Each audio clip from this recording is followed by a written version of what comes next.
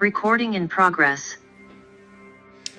Hi, everybody. This is Angel Talk with Brenda Hardwick. This is my podcast, and this is the December episode. Our title today is Fear. It's What's for Fixin'. So if you listen to my last two podcasts, you know that I have been going through it. It has been a challenge, and it's been scary. I have been teary. I have been okay. I have been angry. The emotions run the gamut. So I will start off letting everyone know that my son James and I misread part of the pathology report from the mastectomy. So I've had a second mastectomy. First one was 34 years ago. So, I thought I'd never have to do this again. Surprise.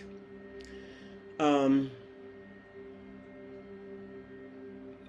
happy about that, but I'll tell you my biggest anger was I should have just had them both cut off in the first place. But, 34 years ago, they weren't doing that at the patient's request. I wanted to start off that way, and my angels were okay with it. I said, is it all right if I ask for them to just take it? And they said, sure, yeah, you could do that. But doctors, being who they are, even here in Portugal, would not do that. I had to go through the motions first, all the testing. What it has come down to is that I will be going through chemotherapy.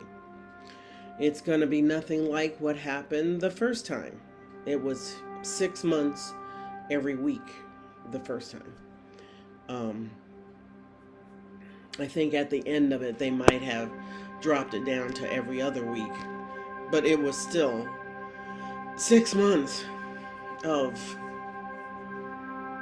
chemotherapy. This time there's only 4 treatments. Only 4 treatments. Yay! They will be 3 weeks apart. So it's going to be about 4 months that I will be doing this. Am I nervous and upset? Yeah. Am I concerned? Well, yeah. Am I worried about it? No. Am I worried about making through it? No. I am very healthy, except for this. The one thing that my oncologist said, lovely lady, she made a statement that gave me a flashback to 34 years ago. It was a terminology. There was some sentence she said, and you can't ask me the words. I don't remember what they were, but I got a flash from 34 years ago. So this cancer is similar, if not the same, as what I dealt with before. It's very, very, very aggressive. First time, it was really aggressive. Between when I found a lump, and this time I didn't find a lump. It was too tiny. But between when I found the lump last time and when I had the surgery, it went from 1 lump to 4. So it was very aggressive. And it also took longer to get through all of that. I mean, it took more time. Here, I went from mammogram to surgery in 5 weeks. That's amazing. It was 5 weeks. I'm very blessed for that because they got it before there was any notice, anything they could see that said it spread. I'm happy with that. I looked at the cocktail of the drugs they're giving me, and the only thing I recognized on there was prednisone. So the drugs are probably all new. 34 years. They've gotten better at this. Yay. Symptoms sound like they're going to be different. I can handle. I've got my family here. I've got my angels with me. Now, there are people that are going to ask, well, what about your angels? How come they couldn't intervene with this and interfere with this? You know what, y'all? They did. They're the ones that pushed me to get the mammogram and get this started. Besides what was going on with my other sisters.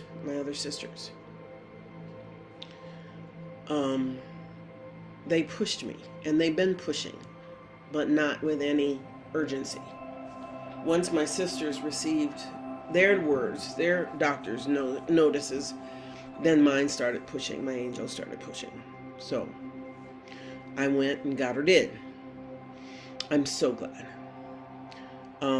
Hey, once we get done with all the surgery, I've got the reconstruction to still go, I will have matching boobs. I haven't had that in 34 years. Might be kind of nice. You know, buying clothes that will fit. Kind of looking forward to that.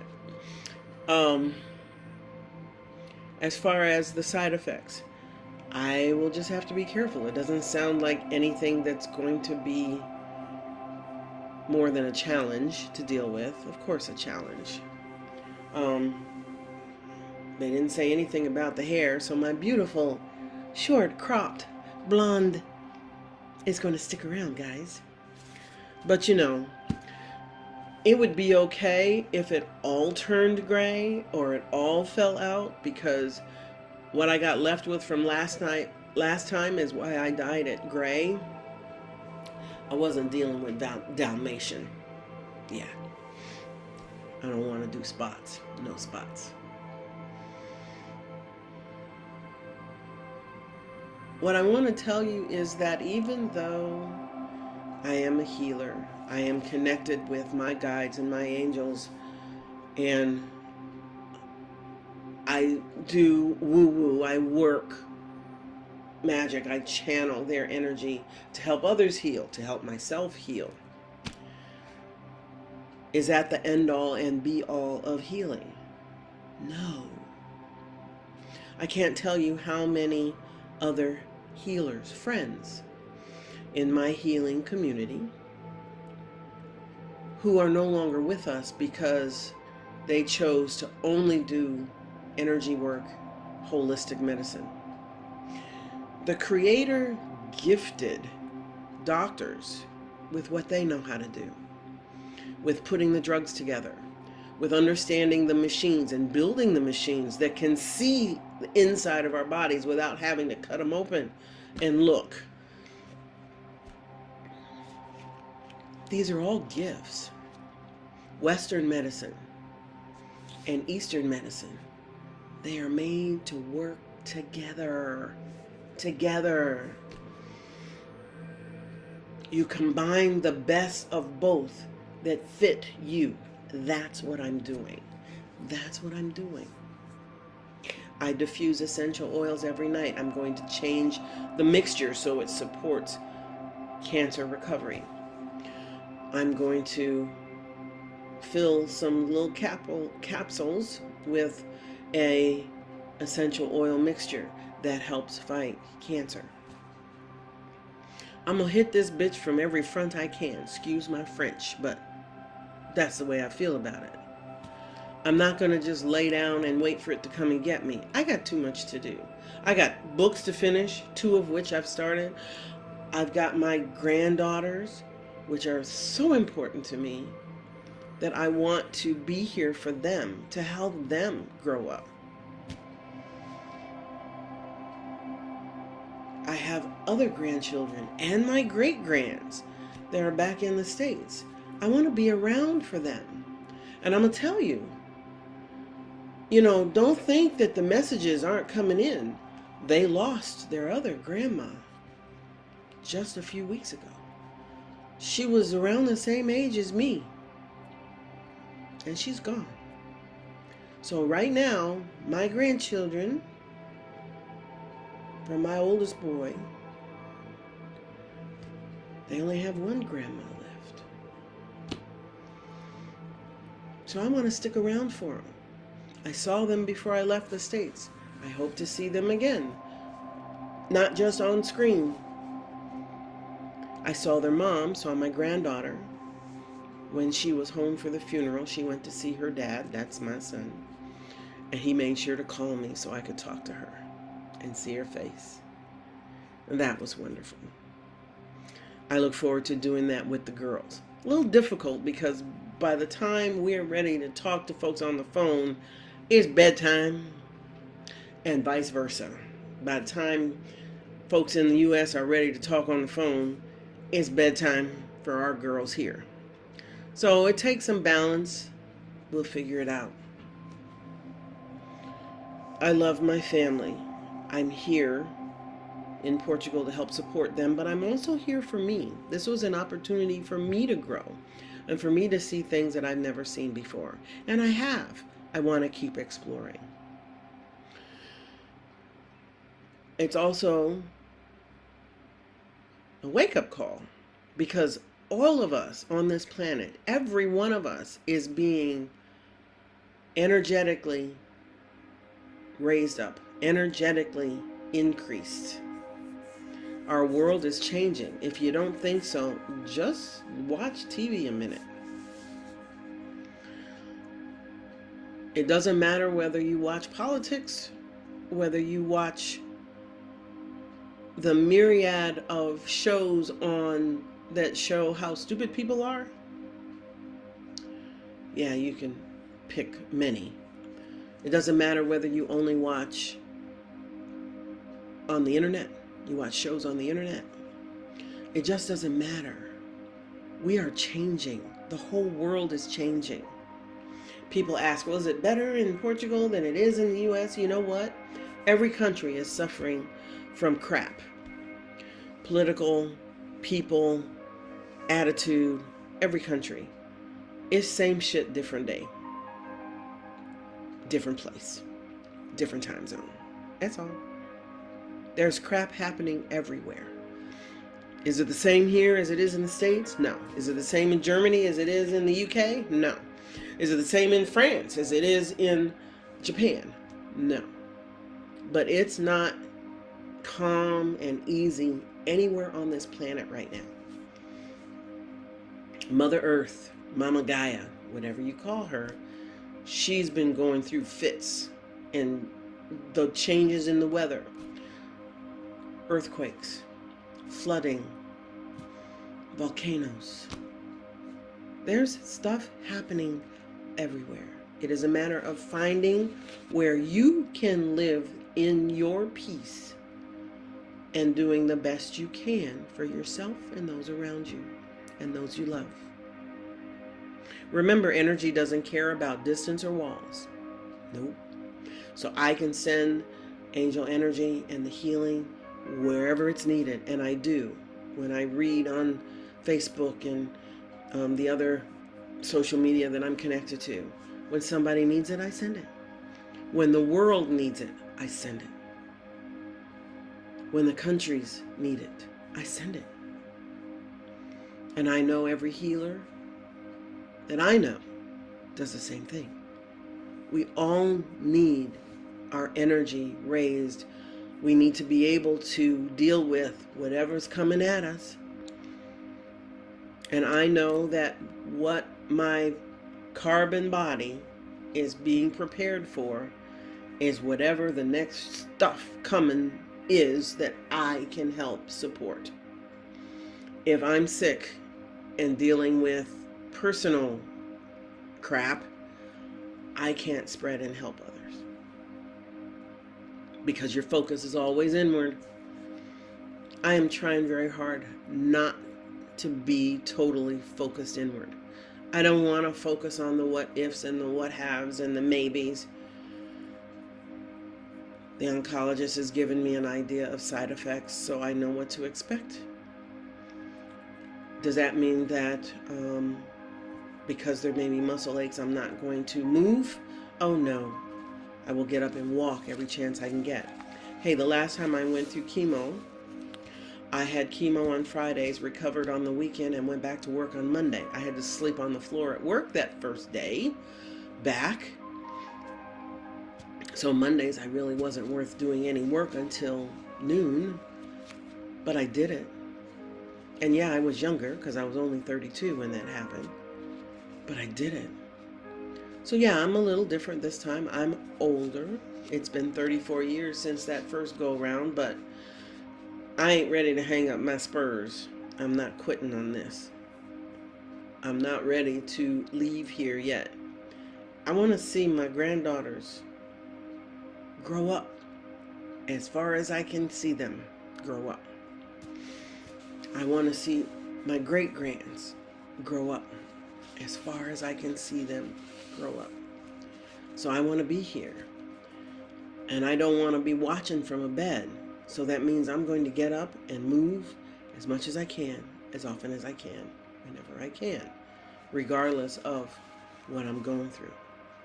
Is that going to be easy? No, it's not going to be easy. Does that mean I'm not going to do it? No. It just means I'll be trying really hard to get her done.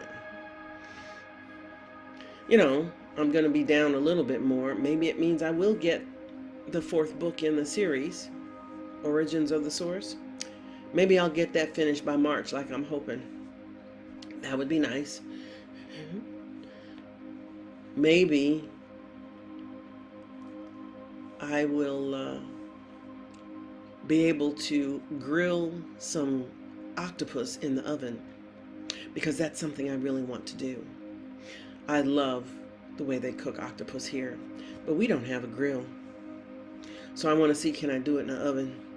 I've made one dish. It was okay. A little on the chewy side.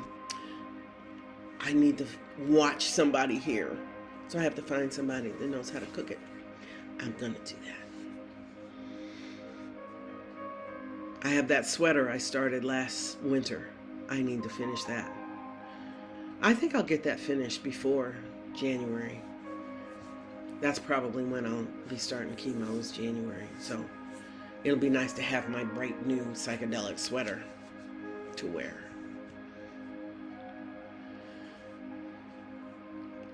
I'm human just like everybody else. I'm nervous. I'm concerned. I'm not worried. I'm concerned. I talk to my angels probably a lot more often right now than I have been before. I've had people asking, you know, what are your plans? What do you want to do? And I had no answer for that until a couple of days ago. And so my response now is to live my life to its fullest, that I can, that I'm able, right now and every day. And I'm going to need them to help me do that. And I'm going to ask them, will I still see clients? Of course. I can still channel even if I don't feel real good. And if I don't feel real good, if I really feel bad, you know, if you set an appointment, I might move it a couple of days. That's okay.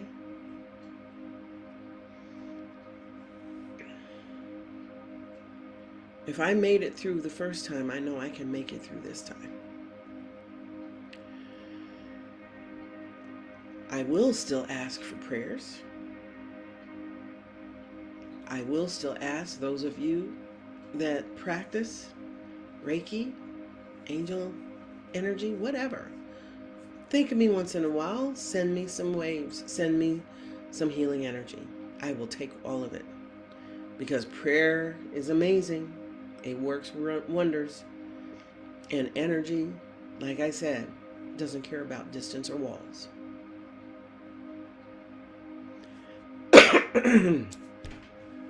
So while I'm not happy with this outcome, I'm going to do what I need to do so I can be here. I'm not going to take a gamble that it's not going to come back, because we got it all. It was hiding incognito in that second tumor. All the tests only showed one tumor.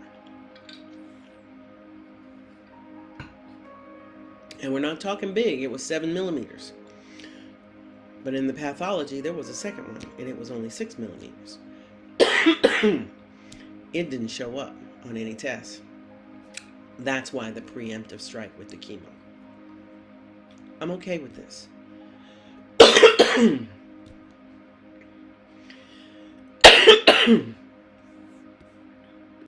Recording in progress. Sorry about that coughing. I am recovering from the last cooties I got from the girls, so. Anyway, I thank you all for joining me for December's Fear. It's what's for fixing. Because yes, I have fear, but I am doing my best to fix it. Keeping a positive outlook, looking for the silver linings, because they're there. Listening to what my angels say when I ask them for input.